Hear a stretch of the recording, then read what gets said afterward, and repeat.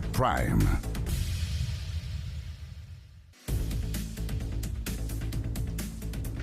Hola, ¿cómo están? Muy buenas noches. Bienvenidas, bienvenidos a CNN Prime. Hoy nos va a acompañar la ministra de la Mujer y Equidad de Género, Antonia Orellana. Mucho que conversar, cerrando y haciendo balance de lo que fue su gestión, la de este gobierno y el Frente Amplio. Pero comencemos de inmediato con estos titulares.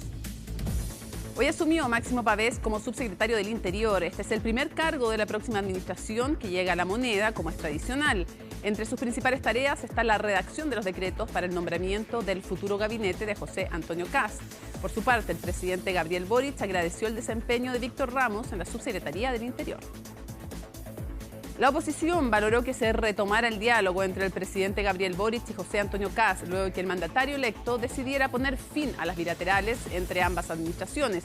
Desde La Moneda aseguraron que elevaron el estándar del traspaso de información previo a la ceremonia de cambio de mando. Mañana continuará la formalización del exfiscal regional metropolitano Oriente, Manuel Guerra, quien está imputado por cohecho, prevaricación administrativa y violación de secreto en el caso Hermosilla.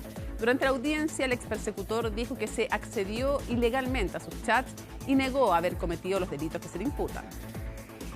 Y en temas internacionales, el presidente de Estados Unidos dijo que el nombramiento del hijo de Ali Khamenei, Mojtaba Khamenei, como líder supremo de Irán es un gran error. Donald Trump agregó en una entrevista que no sabía si ese nombramiento iba a durar. Todo esto y mucho más, aquí comienza CNN Prime.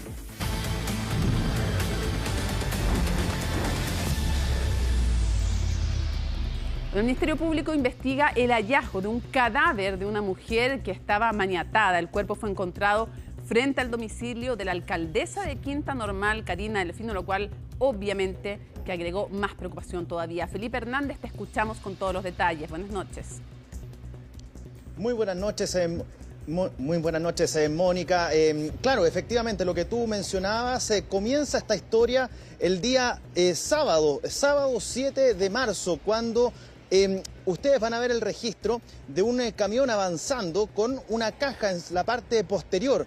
Bueno, ese sería el traslado o una parte del traslado que se habría hecho justamente de esta caja al interior de esta misma. Bueno, es que se encontraba este cuerpo maniatado de pies y manos, hay que decirlo de esa manera, del cuerpo de una mujer de aproximadamente unos 26 años y cuya data de muerte, bueno, tenía cerca de 20 días, incluso puede ser un poco más. Lo cierto es que el traslado por diferentes calles de la comuna de Quinta Normal la hizo llegar hasta la intersección de Dr. Carlos Ottolenghi con José María Caro. Esto en la comuna de Quinta Normal. Es en ese lugar donde este camión se detiene, o lo detiene, justamente el conductor, se baja un sujeto por una de las puertas de este vehículo, de este camión 3/4, acomoda la caja. Esto estamos hablando que ocurre el día 8 de marzo, es decir, al día siguiente del primer desplazamiento que ustedes vieron en imágenes. Esta situación entonces es que se produce, este sujeto mueve la caja, la acomoda y al momento de dar avance al vehículo, bueno, esta caja cae y queda abandonada ahí. El punto es que esta caja queda botada literalmente prácticamente al frente de la casa de la jefa comunal de Quinta Normal, Karina Delfino. Asimismo, entonces, es que producto de los malos olores que se podían evidenciar por parte de los vecinos en la zona, bueno, es que se informa esto en los chats comunales, la misma alcaldesa se percata de estos malos olores, solicita al personal de aseo de la municipalidad que llegue hasta el lugar y son justamente estos funcionarios los que se dan cuenta, los que se percatan de la presencia de un cuerpo al interior de esta caja de cartón. Ahí se inicia todo un proceso investigativo, el que hace, entre otras cosas, que llegue, que se apersone el personal de la Fiscalía, el equipo contra el crimen organizado y homicidios del Ministerio Público, y que mandata, entre otras cosas, a la Policía de Investigaciones y a su brigada de homicidios para que se haga cargo de esta indagatoria. En un comienzo se había dado aviso a Carabineros, pero finalmente entonces es el equipo ECO quien determina que sea la PDI la que se haga cargo de esta investigación. Escuchemos la voz de la Fiscalía para seguir un poquito más avanzando en torno a esta situación. Conforme a los antecedentes preliminares, se ha logrado establecer que la víctima corresponde a una persona de sexo femenino, la cual se encontraba maniatada y al interior de una caja. Fue hallado por vecinos del sector que dieron cuenta a carabineros de estos hechos.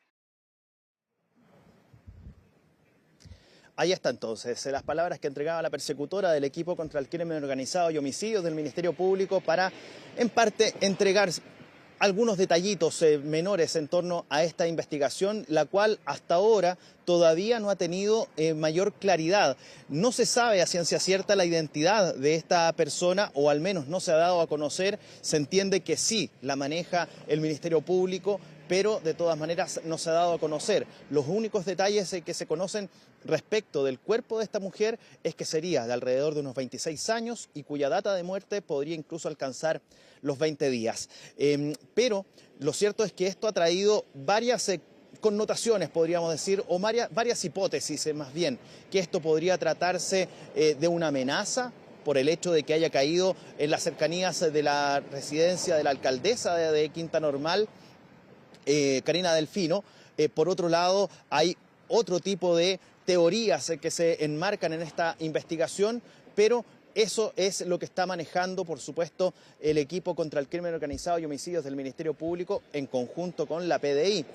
Pero han habido reacciones y, por supuesto, hemos tenido la chance de poder conversar durante esta tarde en Hoy es Noticia. Matilde Burgos conversó con la jefa comunal de Quinta Normal, Karina Delfino, y bueno, tenía su opinión respecto de esta situación.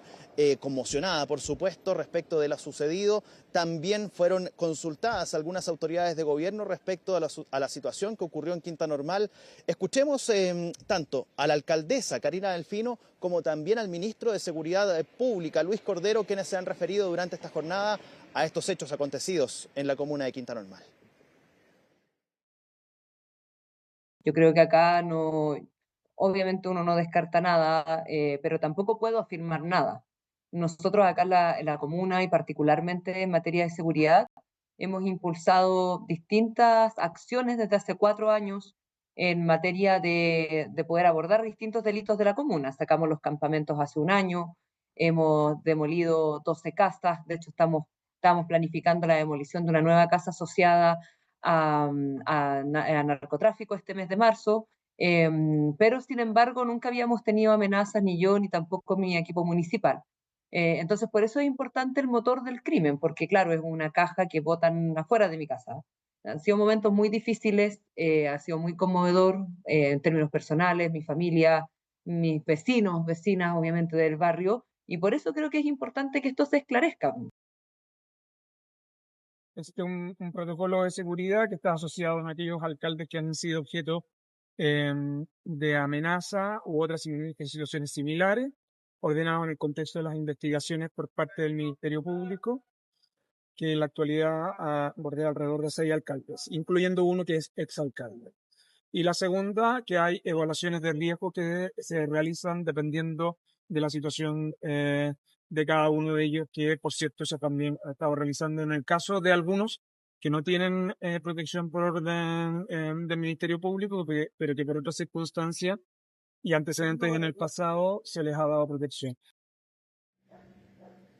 Si se comprueba que aquí hay amenazas directas hacia la jefa comunal, bueno, lamentablemente estaríamos sumando una nueva situación en contra de un jefe comunal. Mónica, señores televidentes, aquí hay que recordar lo sucedido, por ejemplo, con el alcalde de Independencia, también con el alcalde de Santiago, entre otras figuras comunales que han recibido amenazas y que tienen escolta, por ejemplo, policial. Recordemos lo sucedido con la alcaldesa Javiera Reyes de Lo Espejo, entre otros, que tienen personal policial de custodia. Bueno, lo cierto es que es una de las teorías que se está manejando. Hay opiniones respecto de esta posible situación. Escuchemos también a algunos otros alcaldes que también se han manifestado respecto de este tema.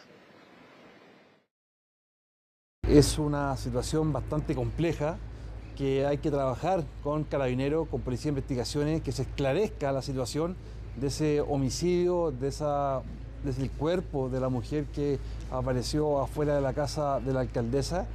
y que tenemos que trabajar siempre potenciando la seguridad, potenciando el bien común, potenciando también las denuncias que estamos haciendo desde los municipios, los alcaldes que administramos realidades y que hoy día lamentablemente a nivel país estamos perdiendo la batalla contra el crimen organizado, contra la inseguridad, contra el narcotráfico, y esta es una medida o una situación más de lo que estamos viviendo, y ella va a contar con todo nuestro apoyo desde la Asociación Chilena de Municipalidades, de los 345 alcaldes, porque sabemos que es una situación bastante difícil de entender, de comprender y de vivir. Ahí está entonces. Solamente para cerrar, Mónica, señalar un hecho que es relevante, que son las cifras. Este fin de semana se produjeron varios hechos de sangre. Triple homicidio en Pudahuel. Una situación que ocurre durante esta jornada en Estación Central. La situación también donde encuentran un cuerpo de un sujeto herido a bala, fallecido al interior de un vehículo. En San Ramón también encontraron el cuerpo de una persona herida a bala al interior de una casa en San Ramón.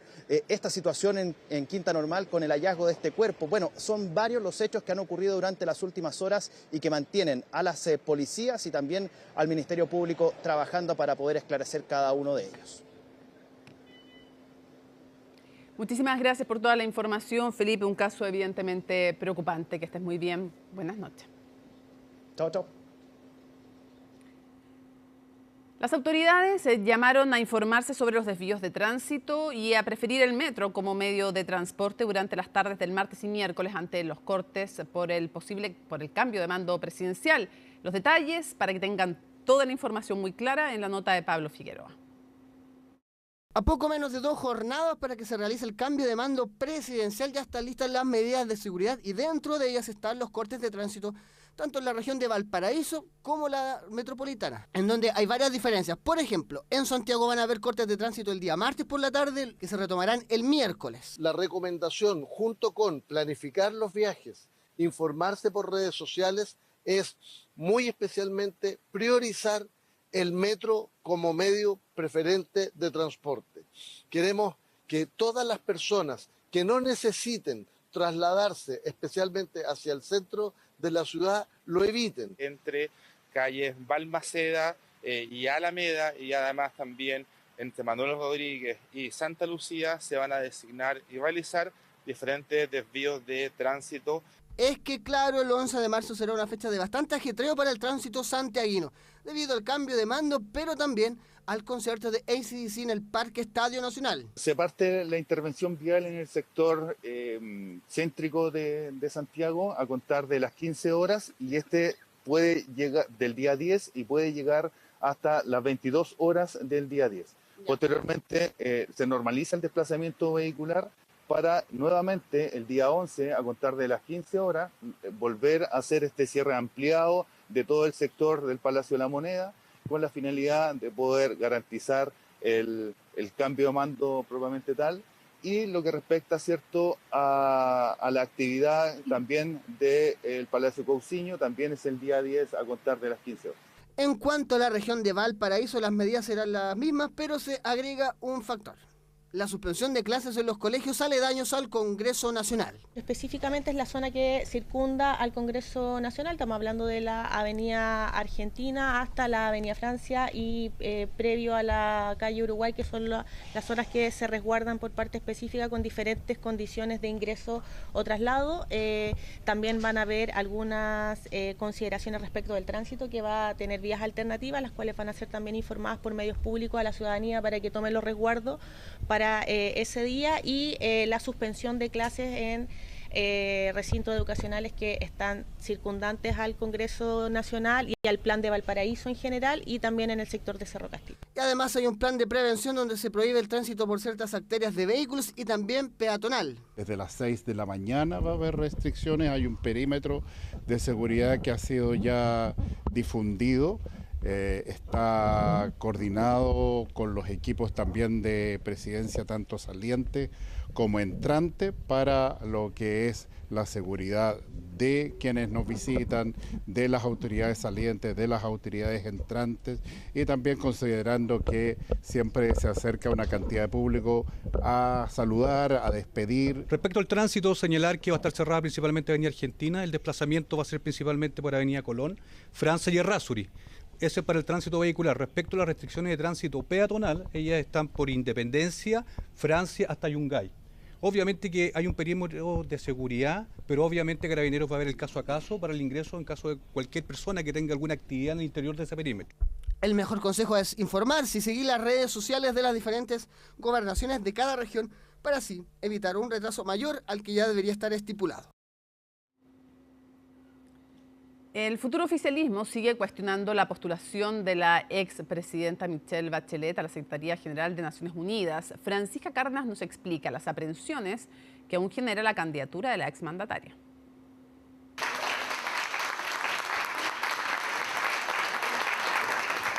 Una candidatura que ha sido constantemente criticada por la actual oposición y que fue oficializada por el presidente Gabriel Boric el pasado 2 de febrero con el apoyo de México y Brasil, países que respaldaron la postulación de la expresidenta Michelle Bachelet a la Secretaría General de la ONU.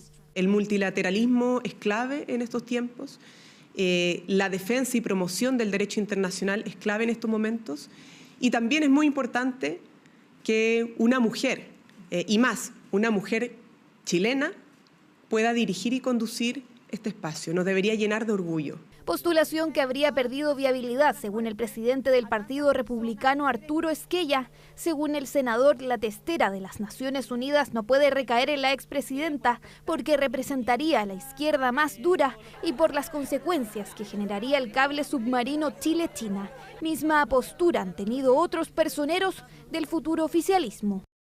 No tiene viabilidad alguna la candidatura de Michelle Bachelet a la ONU. No cuenta con el respaldo del futuro gobierno, ni tampoco con la adhesión que se requiere a nivel internacional. Muy por el contrario, es una muy mala candidata. Creo que Gabriel Boric mató esa candidatura antes de que se presentara, con lo que fueron sus intervenciones a nivel internacional, especialmente respecto de los Estados Unidos.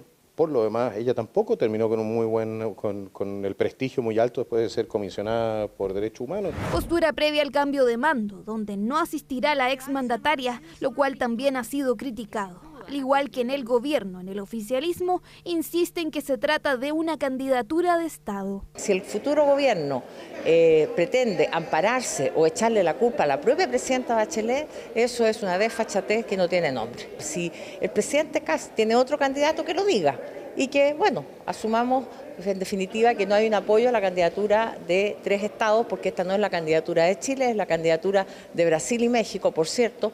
Y si esa es la visión del futuro gobierno, bueno, es bueno que se explicite. Bachelet compite con otros candidatos ya oficializados, el argentino Rafael Grossi, la costarricense Rebeca Greenspan, la ecuatoriana libanesa Yvonne Baki y el senegalés Macky Sall. Este es un apoyo que Brasil brinda dentro del contexto de un gobierno de izquierda. La candidatura apoyada por Estados Unidos yo creo que va de mano con esta idea de dejar a Naciones Unidas en el campo de la irrelevancia. Es tener un secretario general que no vaya a hacer este rol de ponerse en el camino entre Trump y sus objetivos militares en el mundo. La cuestión aquí va más allá de las candidaturas. Es una cuestión de ver qué tipo de liderazgo moral quiere la ONU comunicar en este tiempo al mundo y también ver si después de 80 años puede llegar la primera mujer a la Secretaría General y darle una voz a América Latina. Desde el equipo de Kast ya habrían realizado gestiones para tener una reunión bilateral con el presidente Luis Ignacio Lula da Silva, la que podría ser el mismo día del cambio de mando presidencial. Uno de los temas principales sería el escenario internacional y precisamente la candidatura de Michelle Bachelet. Y ha vuelto. No, nunca se fue, porque en mi ausencia también se hizo, por supuesto, nos alegramos mucho. Dirección La Moneda, nos acompaña Macarena Román Colomba Eichholz, como siempre, para conversar y esta vez un poco breve, pero la sección va a seguir porque unos ya están en La Moneda, otros van a tratar de mirar qué está pasando en La Moneda, así que sigue vigente, evidentemente. Así que muchas gracias, bienvenidas muchachas nuevamente. Muy buenas noches. El trío se reúne nuevamente. A ver, comencemos con Colomba para tratar de dilucidar un poco qué ha pasado en estas semanas y qué pasó en esa famosa reunión. Entre las dos podemos ir armando, nos pueden ayudar a que la gente entienda esta reunión finalmente que se dio en el Palacio de la Moneda. Sorpresiva. Sorpresiva y tras una semana que había sido bastante tensa entre la oposición, el oficialismo, las dos administraciones entrantes y salientes, tras esa fallida reunión en el Palacio de la Moneda el día martes entre el presidente Gabriel Boric y José Antonio Kast por el cable, ¿no es cierto?, que uniría Chile con China. Finalmente, y de manera sorpresiva, ayer concurre hasta la Moneda el presidente electo, aproximadamente 3 horas después de aterrizar aquí en Santiago, tras su gira en Miami, llega hasta el Palacio de la Moneda, 11:50 aproximadamente, se da esta reunión, dura 1 hora, harto más que la reunión del martes pasado que había durado solamente 20 minutos, Mónica, y lo cierto es que recabando información, intentando recabar también detalles de ese encuentro desde los equipos de la Moneda, y ahí también con Maca pudimos recabar los mismos detalles finalmente, y también desde la oficina del presidente electo no entregaron mayor información. Veamos eso. O sea, tú dices, en la oficina del presidente no entregaron información. ¿Qué pasa en la Moneda o en el oficialismo? ¿También hay hermetismo? Mantienen lo que ya había dicho el presidente Gabriel Boric, que fueron 3 las temáticas, ¿cierto? La Comisión para la Paz y el Entendimiento por la situación de la macrozona sur, también los abusos que se dieron al interior del Senami y, por supuesto, el famoso cable chino. Pero también en el Comité Político Ampliado hoy, el ministro Elizalde hizo una bajada de esta reunión a los integrantes de este comité, que son las directivas de los partidos oficialistas, y lo cierto es que mantienen la versión que solo eso se habría hablado en esta reunión de 1 hora. ¿Se dijo en algún momento que había algo muy importante que le habría dicho el presidente? Claro, que había algo muy importante que tenía que decirle. No nos hemos enterado que eso era... Probablemente pueden ser los antecedentes del cable chino antes de asumir, pero claro, esa comunicación se dio entre los jefes de gabinete de José Antonio Kast, del presidente Gabriel Boric el día viernes. No quieren soltar prendas. No quieren soltar como prendas, mi abuelita. solamente, claro, y de manera coincidente entre la administración entrante y saliente, quieren simplemente dar ese discurso de que se dio vuelta a la página, de que las tensiones ya bajaron a pocos días del cambio de... Bueno, Macarena, ya había molestia además en el oficialismo después de la entrevista en el Mercurio del presidente del Partido Republicano, Arturo Esquella, y de las que dio después, que habló de Michelle Bachelet, pero además cuando dice les quedan 3 días para entregar la información. Totalmente, porque ponían entredicho las informaciones que han sido traspasadas desde el actual gobierno al futuro gobierno, y eso no ha caído bien, y de hecho el gobierno ha tomado una táctica, podríamos decir, anteponiéndose ante cualquier situación, y es que habilitaron una página web donde publican, ¿cierto?, toda la información o todos los temas que se han tocado en las diferentes bilaterales. Digital, uno pone en Google y aparece. Algo que nunca habían hecho gobiernos anteriores, lo hacen ahora en una especie de modernizarse, pero también dando una especie de aquí está la prueba de todo lo que hemos traspasado. Y muy breve, Mónica Colo, hoy se le pregunta a la ministra Vallejo cuál era la información tan relevante que tenía que pasar, y la ministra Vallejo asegura que el cable chino era una información urgente y que por ende esa fue parte de la información relevante que tenía que hablar el presidente Gabriel Boric con Kast. Pregunta, se supone que se reunía o se va a reunir la ministra de Defensa con el futuro ministro de esta cartera. ¿Eso se puede considerar una bilateral? Ya, para la Moneda es una bilateral, y de hecho durante toda esta jornada han dicho se retoman las bilaterales. Sin embargo, desde la oficina del presidente electo dicen que no se retoman bilaterales. Tenemos una exclusiva porque nadie ha hablado con el futuro ministro Barros. Bueno, hablamos con el futuro, exactamente, salvo CNN, bueno, con Ivo Boita, hay que decirlo, desde la oficina del presidente electo. Brevemente pudimos hablar con el futuro ministro Fernando Barros, y efectivamente él dice, no es una bilateral, y también lo decían más voces de la oficina del presidente electo, lo que es la entrega de documentos reservados del Ministerio de Defensa, que se tienen que dar de ministro a ministro entrante y saliente. No se mandan por presencial, no se mandan por correo, porque claro, son documentos reservados. Es por eso que de hecho... o sea, no bilateral. No bilateral, y se podía dar, uno podría pensar en el cambio del mando. Contaba fuera de cámara. Bueno, Fernando Barros, claro, el futuro ministro de Defensa decía que no va a contradecir a una dama, pero que finalmente no es una bilateral. Ahora, obviamente es un encuentro, el tercer encuentro, de hecho, entre el futuro ministro y la ministra Adriana del Piano, y por lo que vemos también de las declaraciones de ambos, hay un buen trato entre los dos en estas reuniones pasadas que tuvieron. ¿Puede ser la semántica la protagonista de todo? De todo este desencuentro, reunión, informar, enunciar, en fin. Aclarar.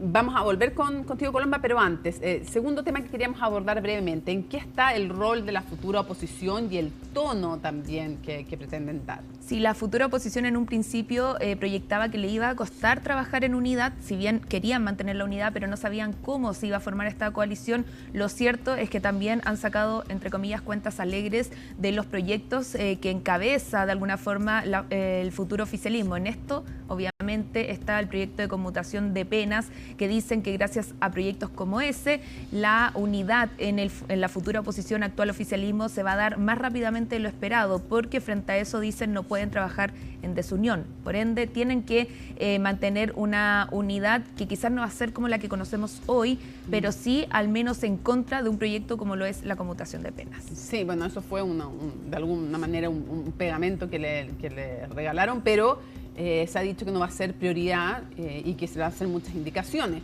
De hecho, hay molestia incluso en parlamentarios del futuro oficialismo con el senador Chaguán. Me lo han dicho. Bueno, también la carta que va a enviar esta semana al Partido Socialista, Claudia Sheinbaum, para evitar que sea embajador. Hay en su sector. Vamos a ver cómo le va con ese tema. Para que además no también la investigación que hace Informe Especial, ¿cierto? Donde revela que gran parte de este proyecto era igual a lo que justificaba una de las abogadas de reos en Punta Peuco. Sí. Ahora, almuerzo. ¿Quiénes van o quiénes no van? Porque no está claro, es un almuerzo como de despedida del actual oficialismo. En la Florida se va a realizar un almuerzo ya con el presidente saliente, el ex presidente Gabriel Boric en ese minuto será, ¿cierto?, ex mandatario. Ahí asistirán ex autoridades, entre ellas Carolina Toá, Janet Jara, y Isquia Siches se ausentará. Todavía no se saben las razones, pero lo cierto es que no va a asistir. Giorgio Jackson, según consigna la tercera al menos, está en duda, porque está en Chile, podría asistir, muy probablemente asista, ¿cierto? Es amigo además del presidente Gabriel Boric. Y quienes no están invitados son las directivas de los partidos oficialistas, a pesar de que hoy en el Comité Político Ampliado el presidente Gabriel Boric cruzó hacia el salón donde se estaba desarrollando este encuentro para agradecerles el trabajo que hicieron, que gracias a ellos pudieron sacar adelante distintos proyectos, entre ellos la icónica reforma a las pensiones. No se sabe la razón de por qué no son considerados, sí se sabe que al menos hasta este minuto ninguna de las directivas del oficialismo ha sido invitado. Llamativo, llamativo. Y vamos cerrando entonces, porque hoy día es más cortito, dirección de La Moneda, porque viene la entrevista con la ministra Antonia Orellana, una de las últimas que va a tener.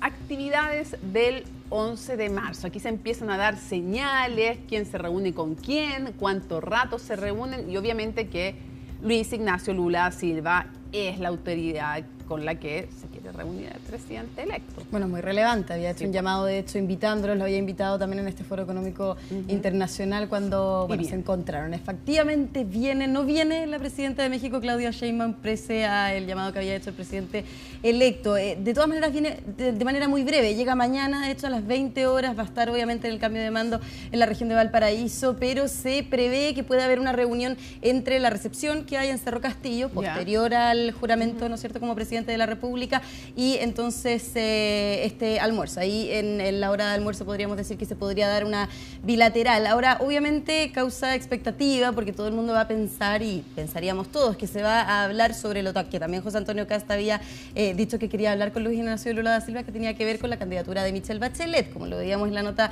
de Francisca Cárdenas. Sin embargo, desde la oficina del presidente electo dicen que no es de las prioridades de José Antonio Cast en esa reunión con Luis Ignacio Lula da Silva. No es que el miércoles nos vamos a enterar si apoya o no. No, para nada. De hecho, ni el 11, ni el 12, ni el 13, ni el 14, mucho más adelante hablan en la oficina del presidente electo. No es prioritario hoy día dar una respuesta respecto de la candidatura de Michelle Bachelet. Van a ir viendo también las diferentes postulaciones, y hay varias, como lo veíamos en la nota, así que es algo que no vamos a conocer en los próximos días, y que de hecho se quiere hablar de inversiones. Ese sería el tema prioritario con el presidente de Brasil. Ahora, otra cosa, lo que va a querer plantear Luis Ignacio Lula da Silva, que es un hábil político, y además otra razón más de unidad, Macarena, en el oficialismo, la candidatura de la expresidenta Michelle Bachelet, aunque decía hoy día en un par de entrevistas el presidente del Partido Republicano que en el fondo el que no asistiera, y ese es el punto final que quiero tocar con ustedes dos, cómo se evalúa, que no asistiera al cambio de mando era una señal de que habían tirado la toalla, básicamente, y quiero ver cómo evalúan también en los sectores que no esté la expresidenta Bachelet en un cambio de mando. En el oficialismo, más bien, quisieron dejar de lado las críticas a que se ausenten, la excusan, ¿cierto?, de que ella puede ausentarse, pero sabemos que para muchos va a hacer falta esa figura de la ex presidenta en 2 ocasiones de nuestro país. Y por otro lado, respecto a justamente ese argumento de Arturo Esquella, dicen que están buscando cualquier excusa para no apoyar esta candidatura, y que lo cierto es que si no la apoyan, la futura oposición se podría poner aún más ruda. Bueno, en el podcast, como te lo explicó Paulina Boanich, fue donde dijo va a haber consecuencias políticas. Sí, eso también había generado molestia la semana pasada. Y ahí también, solamente un punto para cerrar, Mónica, había generado sorpresa y más bien molestia a la oficina del presidente electo que Michelle Bachelet no asista, no solamente por el tema de la candidatura a la ONU, sino como en su calidad de expresidenta, por el acto republicano que significa, obviamente, tener a todos los exmandatarios. Si hubiera esperado que estuviera ahí, obviamente que no se incluye dentro de si hubiera esperado al expresidente Ricardo Lagos, porque está retirado de la vida pública. Mónica, solo para cerrar, mañana el presidente Gabriel Boric tiene una agenda bien copada, pero quizás lo más relevante es que a las 21 horas tiene la última cadena nacional. Sí, va a estar, por supuesto que lo van a poder escuchar íntegra aquí en CNN Chile. Muchas gracias, entonces siguen este año, renovaron el contrato con Dirección La Moneda. Nos vamos con las muchachas a la pausa, al regreso viene la entrevista a la ministra Antonia Orellana.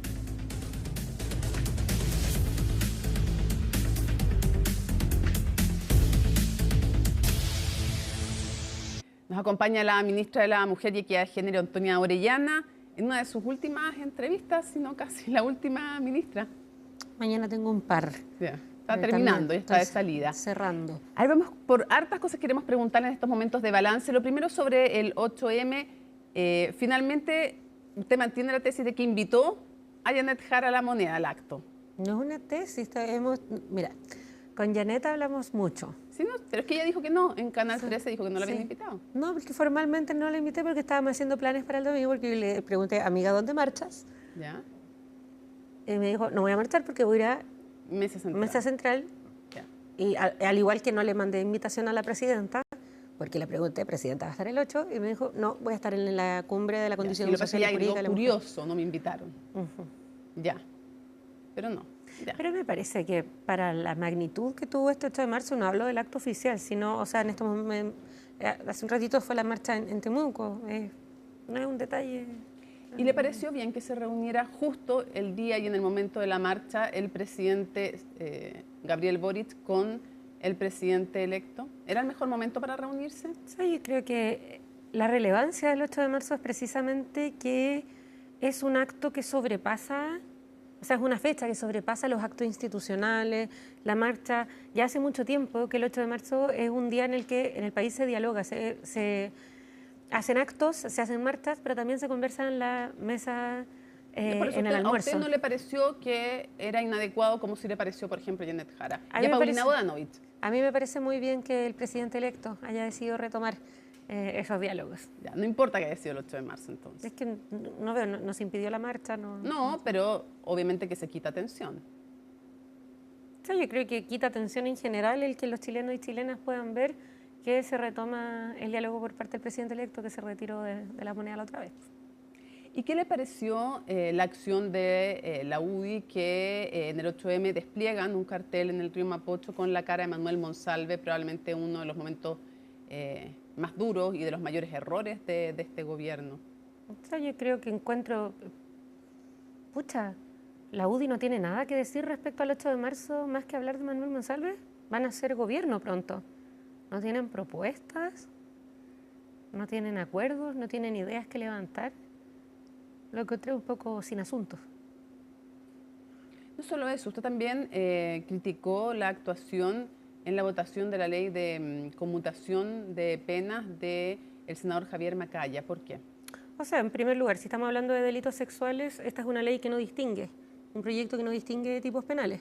Y por lo tanto, recién la semana pasada logramos aprobar que se transformará en monumento el homenaje popular que han hecho las personas en Tarapacá a las víctimas del psicópata de Alto Hospicio. El psicópata de Alto Hospicio es un candidato a beneficiarse de la ley de impunidad que está impulsando la derecha. ¿Ley de impunidad le llama usted? Yo creo que es una ley de impunidad. Sí.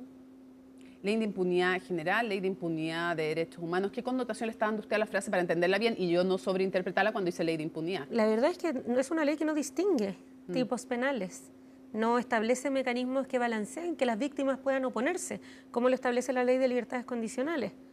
Ahora, si quieren liberar a los violadores de derechos humanos que están en Punta Peuco, bueno, no sé, firmen un indulto, pero no ocupen al sistema carcelario como excusa para eso, porque además, de pasada, están permitiendo a un montón de agresores peligrosos que yo creo que también, que las personas que son genocidas, que son violadores de derechos humanos, son un peligro para la sociedad. Pero despejemos, dicen que algunos están con Alzheimer y yo no conozco el detalle.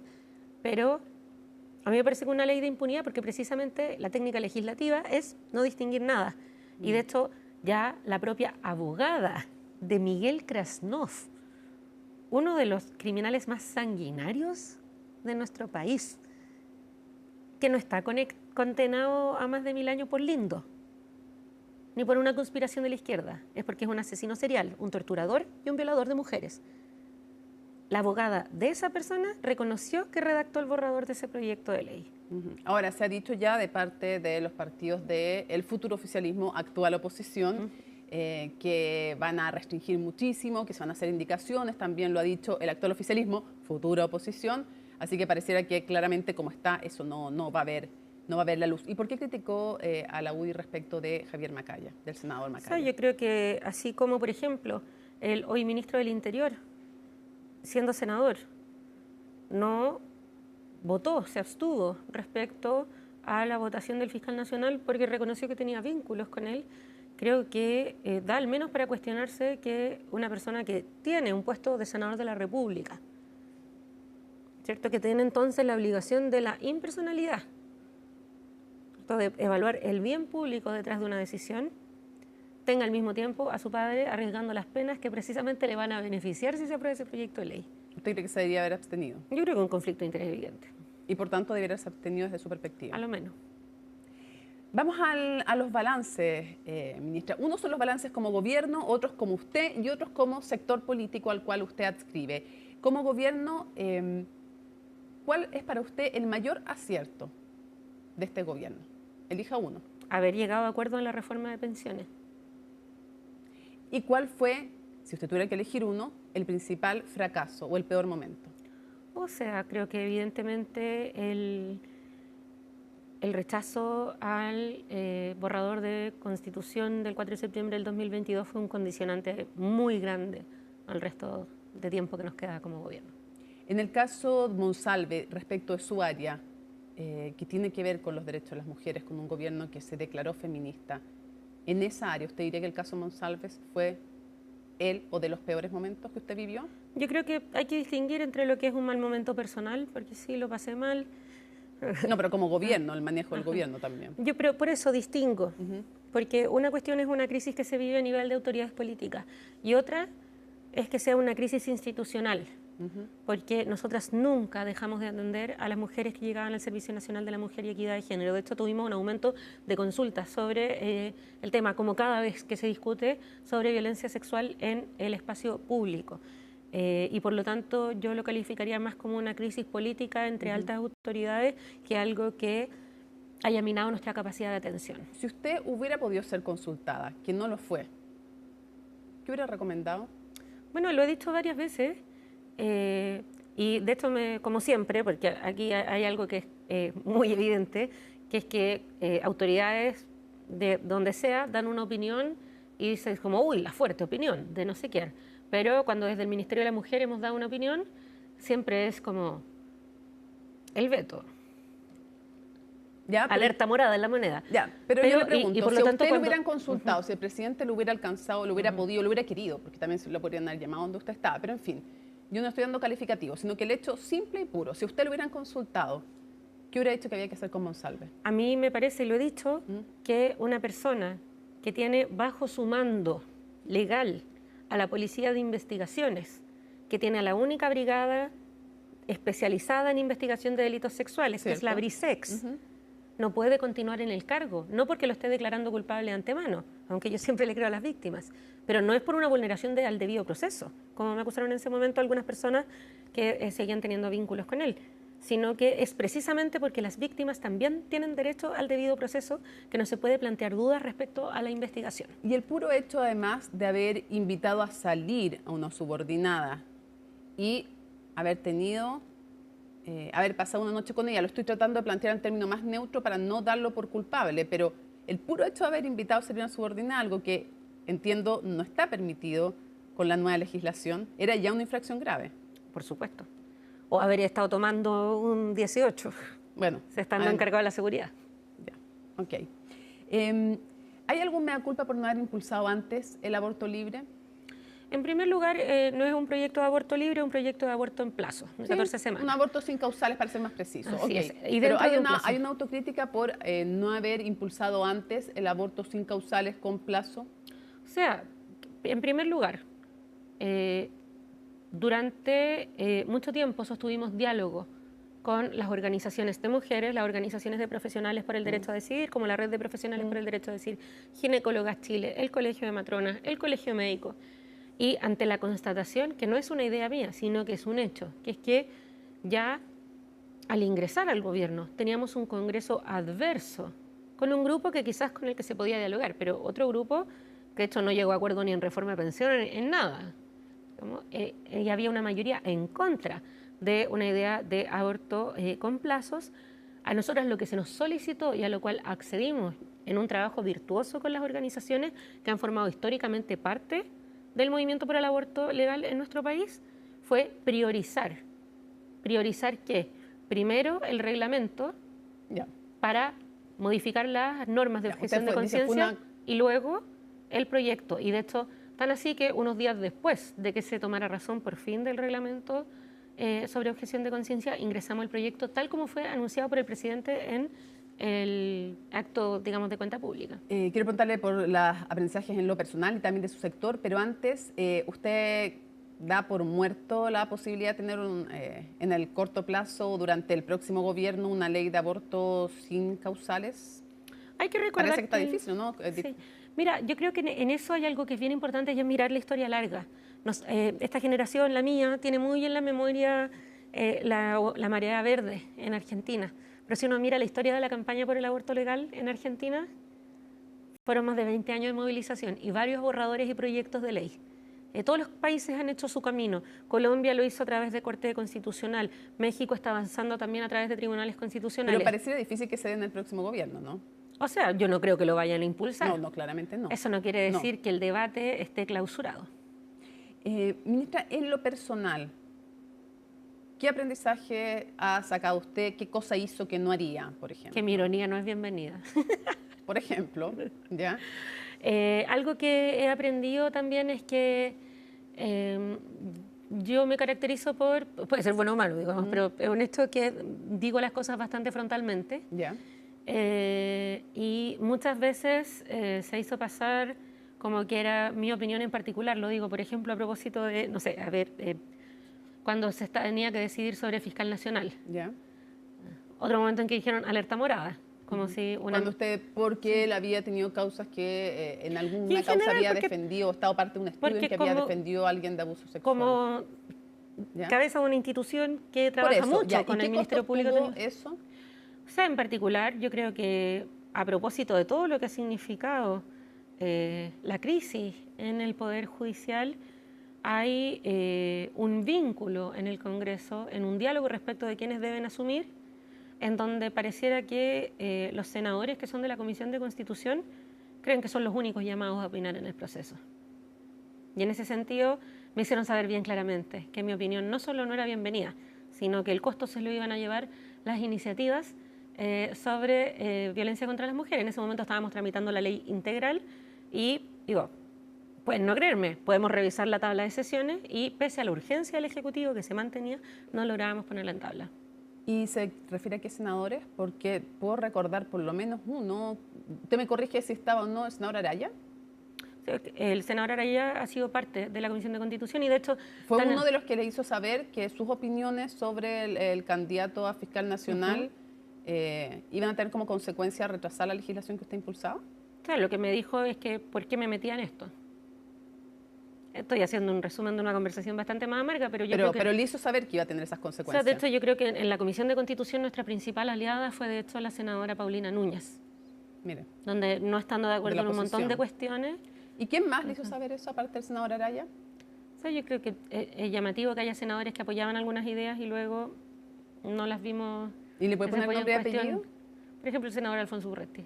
Alfonso Urresti y el Pedro Araya. Igual grave, siendo de su sector. O sea, yo creo que... Se lo cobraron, digamos, su opinión se la cobraron. Yo creo que eso es parte de... Ahora, Creo que es importante también decir que en el Congreso uno ve muchos tipos de liderazgo. Hay personas de izquierda y de derecha o de otros sectores independientes que quieren debatir los contenidos de los proyectos. Sí, bueno, de usted ley. está nombrando a Paulina Núñez, por ejemplo, ¿podría llegar a ser la presidenta del Senado en una de esas? Sí, yo creo que es alguien que le da garantía a todos los sectores, porque de hecho es alguien que le interesa el contenido de los proyectos de ley. Hay gente que le importa más en el Congreso si tú lo saludaste en un acto que el beneficio o retroceso concreto que podría traer un proyecto. Quisiera preguntarle cuál es su balance de todo lo que ocurrió con el proyecto de Sala Cuna, porque desde la actual oposición, futuro oficialismo, dicen no estaba financiado, usted dice estaba financiado pero no le gusta la forma de financiamiento, dicen que lo van a repensar, pero en definitiva hubo toda una polémica por el momento en que no se permite que se debata y se extiende entonces este trámite. La cosa es que en este gobierno ya no salió Sala Cuna. ¿Cuál es su balance general? Porque tenemos que un par de cosas más antes que nos acabe el tiempo. En primer lugar, una cosa son las opiniones y otra son los hechos. Se dice que no se avanzó nada. Eso es falso, porque de hecho la agenda de Sala Cuna, y podemos revisar los titulares, cuando anunciamos la agenda de Sala Cuna la componían dos proyectos: modernización parvularia y reforma al artículo 203 del Código del Trabajo. Modernización parvularia ya es ley. Y no es solo eso, es la primera ley en más de 10 años que aborda el sector parvulario. Y no solo eso, sino que es lo que nos habilitó que en una misma mesa pudiéramos tener, apoyando el proyecto de Sala Cuna, cuestiones tan distintas como, por ejemplo, el exministro de Educación de un gobierno de signo opuesto al mío, como el exministro Harald Beyer, a la Lo entiendo, pero para usted fue una frustración que no se lograra este proyecto. Y cree que la posibilidad de no llegar a acuerdo siempre está. Ahora creo que es muy, muy distinto que alguien me diga... un nuevo proyecto. Dicen que en 90 días va a haber Sala Cuna universal. No sé, pues vamos a ver, porque la verdad es que no sé... ¿Cuál es su aprehensión? No, porque, a ver, en primer lugar, hay una cosa de transparencia hacia el público. Una cosa es que me digan, no me gusta esta idea y la voy a votar en contra. Otra cosa es que me digan, no me gusta, pero tengo una idea mejor y te la muestro. Y la debatimos y vemos si llegamos a un acuerdo. Otra muy distinta es, no solo no me gusta, sino que no voy a dejar que se debata. Y pongamos un contrafactual. ¿Y eso fue lo que pasó, dice usted? No se permitió que se debatiera, porque la verdad es que si yo, como ministra, salgo del país y no dejo una subrogancia, impido que se cursen los actos administrativos en el ministerio. Cuando un parlamentario sale del país y no deja un reemplazo, y su jefe, el senador Sangüesa, y cuando el jefe de bancada de la UDI dice no vamos a dar una autorización para un reemplazo, lo que ocurre es que por secretaría se impide el debate. ¿Iba a significar que en esa comisión se iba a aprobar el proyecto? Probablemente no, pero íbamos a poder presentar el resultado de los diálogos. ¿Alguna aprehensión con el próximo gobierno con Sala Cuna, con el proyecto que van a plantear? Leí una columna de el economista Germán en el Diario Financiero, en donde se decía cómo desenredar Sala Cuna. Y la verdad, creo que no desenreda nada, al revés, complica más. ¿Por qué? Porque una cosa es que algo sea más favorable a la gran empresa, que es una posición legítima. Y quienes actúan de asesores de la gran empresa, por supuesto que pueden dar su opinión. Otra cosa es que sea una varita mágica que vaya a destrabar el debate. ¿Me está diciendo usted que la idea que va a plantear el próximo gobierno es más favorable a la gran empresa? Yo lo que vi fue una columna en el Diario Financiero. Eso es lo que estoy citando. Y ahí lo que se plantea... Si ese fuera el caso, ¿le parecería que es más favorable a la gran empresa? No, yo creo que hay puntos en los cuales no vamos a tener acuerdo. Jorge Germán es el economista. Exactamente. Yo creo que hay puntos en los que no vamos a tener acuerdo. Por ejemplo, financiar todo con el seguro de cesantía. Eso tiene dos implicancias. Una es que esto deja de ser una obligación del empleador, lo cual es una obligación del empleador la Sala Cuna desde 1917. Y uno puede querer revisarlo. Y de los fondos finalmente de que todos ponemos en el... Y en segundo lugar, porque el seguro de cesantía no es un bolso de payaso en el cual tú podáis cargarle todo. Ya se puso se puede desfinanciar, dice usted. Así es, y no lo digo yo, lo dicen los informes de sustentabilidad. Y no solo eso, sino que afecta especialmente a los trabajadores por faena. Es decir, uno de los grupos de trabajadores que son de los más precarizados dentro del mercado laboral. Y por lo tanto, eso no es una forma de desenredar. Quiero ir cerrando, pero preguntándole cuáles son sus expectativas respecto de la nueva ministra de la Mujer. Lo que supimos en el 8M, ella es una declaración a través de redes sociales hablando que había que preocuparse de los problemas, no quiero faltar a la verdad, pero los problemas reales, importantes de las mujeres, y entre otros de los temas en que hizo énfasis estaba el trabajo y la seguridad. ¿Qué expectativas tiene usted? Porque no es solo ella, es en el contexto del nuevo gobierno, evidentemente, en ese contexto lo estoy preguntando. En primer lugar, ha habido siempre una cuestión desde la oposición, desde la derecha, que dice que no nos hemos preocupado por las reales urgencias de las mujeres de nuestro país. ¿Quién conoce, o sea, al revés, quién no conoce a alguien a quien le deban pensión de alimentos? No hay eso es un problema absolutamente transversal, es la deuda de pensión de alimentos. Queremos hablar de seguridad, yo invito a que también consideremos la violencia contra las mujeres como un problema de seguridad pública y que contra lo que dice la futura vocera no ha empeorado. No tenemos más femicidios hoy que el 2022. Tenemos más femicidios frustrados, pero al mismo tiempo menos lesiones graves.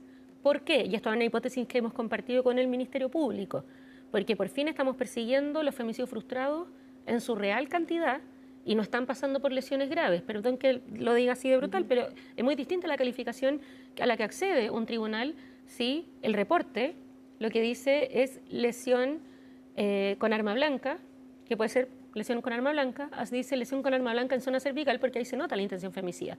Y eso se ve claramente en la cifra. Entonces, la violencia contra las mujeres es un problema de seguridad pública. Por eso, yo le pregunto, si nos acaba el tiempo, ¿tiene alguna aprensión con lo que ha visto hasta ahora del próximo gobierno y de la próxima ministra? Yo pude tener un muy buen diálogo con la ministra Marín. De hecho, pudimos conversar de la ley integral. Estaba muy interesada en iniciativas precisamente de empleo que hemos impulsado, como el Plan de Mujeres Conductoras del Transporte Público o la Mesa Nacional de Mujeres y Minería. Ahora, a mí no me deja de llamar la atención que el presidente electo diga que los temas valóricos que fueron el puntal de su carrera como legislador no van a ser prioridad, pero luego corre a reunirse con el mandatario de uno de los países indicados como los más corruptos y, digamos, regresivos de Europa, que es Víctor Orbán en Hungría, que ha hecho precisamente de hacer retroceder los derechos de las mujeres uno de sus motivos de gobierno. Eso le preocupa, evidentemente. Evidentemente. Y cierro entonces preguntándole, ¿cuál cree usted que tiene que ser el aprendizaje del Frente Amplio? Digo, ¿le preocupa, estoy diciéndolo un solo segundo, le preocupa en el sentido, me imagino, esta reunión porque usted piensa, como nos dijo una gente de Tolerancia Cero, que pueden haber retrocesos en los derechos de las mujeres? O sea, pueden haber en cualquier parte del mundo, eso no depende solo de un gobierno. No, porque esa señal le preocupa en ese sentido. Esa señal me preocupa en ese sentido porque es también el ideólogo de la red que lideraba el presidente José Antonio Cast. Entonces, yo no sé si un partido conservador. Así es. Y por lo tanto, en ese sentido, ¿cuál tiene que ser el aprendizaje del Frente Amplio? Sí. Yo creo que vamos a tener ese debate precisamente ahora en el Congreso. Creo que es muy importante para nosotros como Frente Amplio. ¿Por qué? Porque muchas veces se dice, no, porque la identidad de izquierda. Yo creo que la izquierda en nuestro país hay al menos, porque creo que hay muchos más grupos que son más pequeños, pero al menos trae identidades. La socialista,